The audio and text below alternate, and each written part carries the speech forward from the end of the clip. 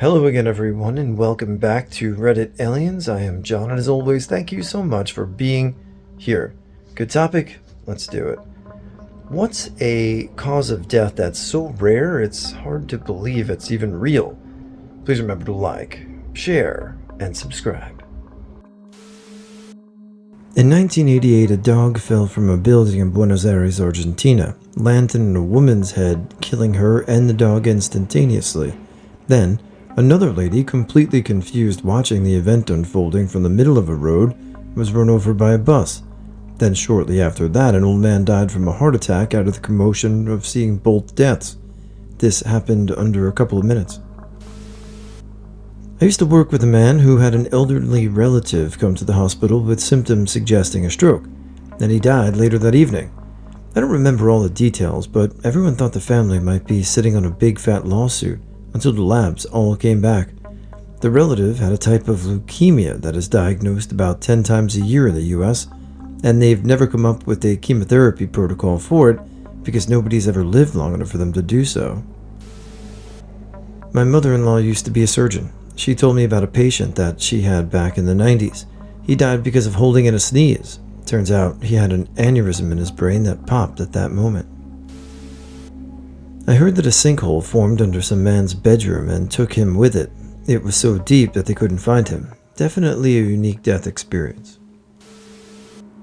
Innocent people have gone to jail for murder because the real explanation for why someone died was so rare and infrequent that the courts didn't believe those explanations as plausible. 2 cases off the top of my head. Lindy Chamberlain, a dingo actually did eat her baby, and Kathleen Folbig had 4 children die from a rare genetic mutation.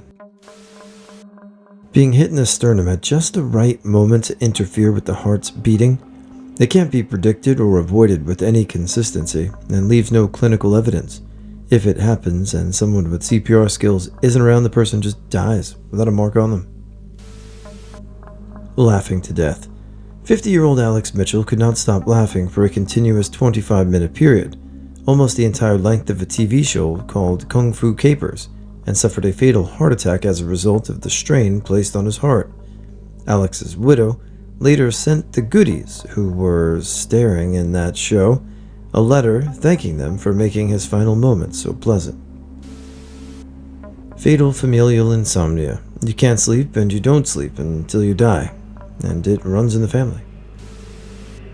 Greek philosopher Aeschylus was killed when an eagle dropped a turtle on his head, mistaking his bald pate for a rock. Drowning in the desert. Guy got caught in a box canyon during a flash flood. The water was quickly reabsorbed into the dry desert soil and left a drowned man in the middle of the desert. Guy's beard was so long that when he tried to flee a house fire, he tripped over it and broke his neck falling down the stairs. Dude was a mayor too, Hans something or other.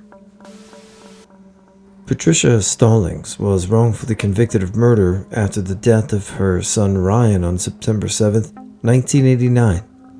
Because testing seemed to indicate an elevated level of ethylene glycol in Ryan's blood, authorities suspected antifreeze poisoning, and they arrested Stallings the next day.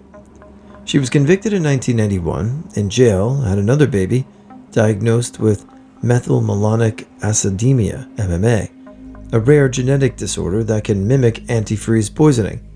They both died of an illness that mimics antifreeze poisoning. The 10th century Byzantine encyclopedia, the Suda, chronicles a folkloric story of lawgiver Draco's death in the Aeginetinian theater. In the traditional ancient Greek show of approval, his supporters threw so many hats and shirts and cloaks on his head that he had suffocated and was buried in that same theater. The show 1000 Ways to Die covered a lot of the weirdest ones. The one I remember being like, what the on, was a guy who tied a sausage to his thigh to make it look like he had huge junk. He cut off circulation throughout the night of dancing and died from cardiac arrest in the club bathroom. Some rich lady in the early days of automobiles was known for always wearing long scarves, and one day got caught in her wheels and snapped her neck. Prion diseases. For some random reason, a protein gets folded the wrong way and totally F's you up. It's not alive, and you can't kill it or fight it with drugs or antibiotics. Your own immune system is helpless against it. It causes more proteins to become misfolded and spreads through your body. Even after you die, your corpse is a hazard because the misfolded proteins are still there, waiting. That one guy who died after getting stuck face first in an extremely claustrophobic cave. They could get to him, but couldn't get him out. Just left his body in the cave and cemented the thing shut. Nutty Putty Cave. We've covered a few times on this page Nutty Putty Cave, and the story and what that gentleman went through was just absolutely horrible. There's a few long-form videos on it if you want to seek it out. Not graphic, just tragic. Really horrible. Wasn't there a Japanese boy pretending to be a snake? His parents thought he was possessed and they killed him. It may be on the weird list of deaths on Wiki, I remember. Every year, a small handful of people still have polio on their death certificates.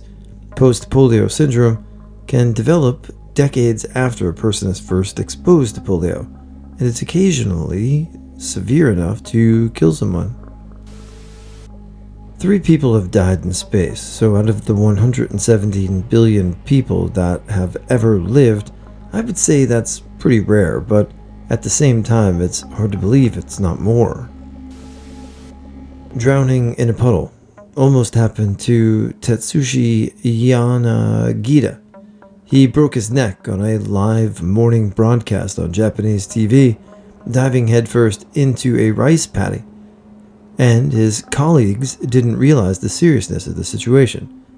Broke his neck, survived that, almost drowned in a puddle.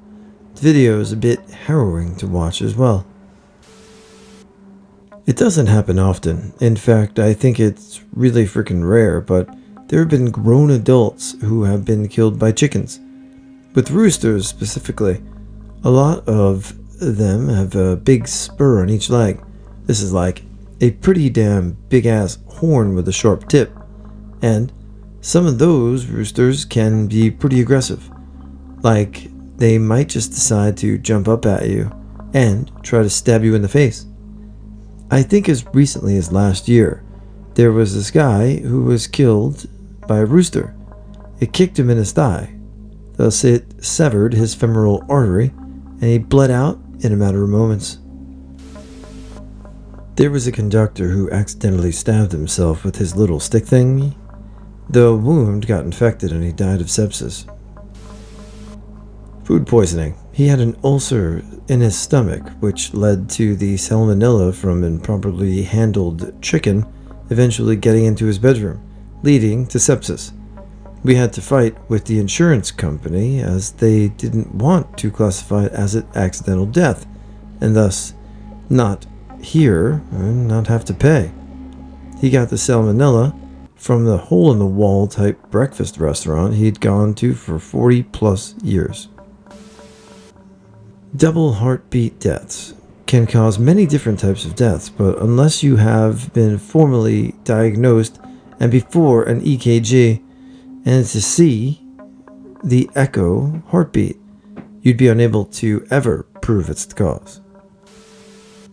That one person who'd accidentally swallowed molten metal because of a fire, his doctor didn't believe him, so he died, and when doing the autopsy, it was revealed that he did swallow some. The autopsy report sounded so fake that some doctors thought that they had made it and lied in the report.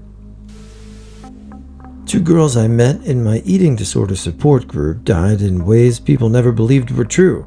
One died of a heart attack while purging due to the electrolyte imbalances caused by binging and purging, and the other died choking on her own vomit while purging. Bulimia and eating disorders in general are really disgusting, effed up illnesses, and not enough people crazy realize that. Look, I don't know if it's extremely rare, but in this day and age, it's pretty unheard of because of the access to healthcare the first world country has. My friend died of an ear infection last year.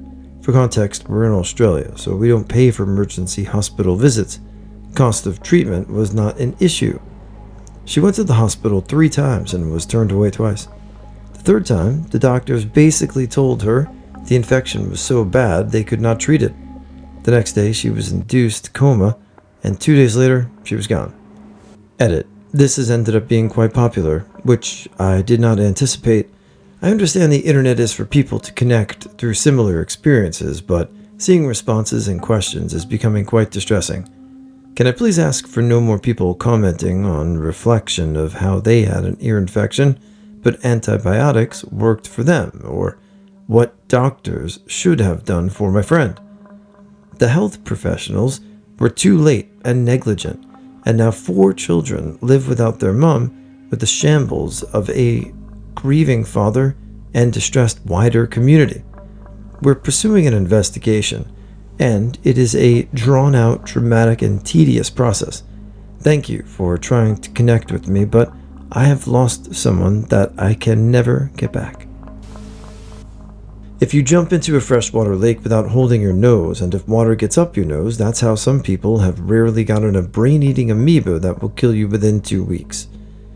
Naegleria fowleri is typically found in bodies of warm fresh water, such as ponds, lakes, rivers, hot springs, warm water discharge from an industrial power plant, geothermal well, water poorly maintained or minimally chlorinated under 0.5 milligram or M3 residual swimming pools, water heaters, soil, and pipes to connect to tap water.